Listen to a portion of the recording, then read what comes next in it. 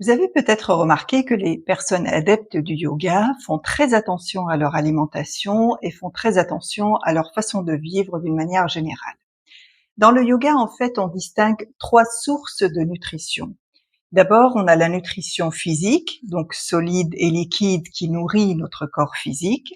Ensuite, on a la nutrition mentale, qui vient de tout ce qui stimule nos sens, qui crée de l'émotion et qui influence notre comportement et notre attitude.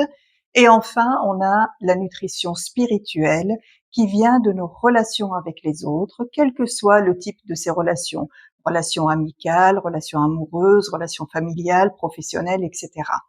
Et pour toutes ces sources de nutrition, comme pour d'autres aspects de la vie, le yoga nous invite à appliquer ces principes éthiques fondateurs de la philosophie du yoga, qu'on appelle les yamas, donc les interdits, et les niyamas, et donc les obligations.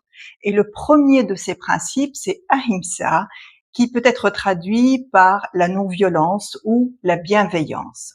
Et donc, être dans la bienveillance avec notre corps physique, en choisissant une alimentation saine qui aide à le maintenir en bonne santé, être dans la bienveillance avec notre mental, en nous protégeant de tout ce qui peut l'influencer négativement, tout ce qui peut créer une émotion néfaste et tout ce qui peut influencer négativement notre comportement et notre attitude.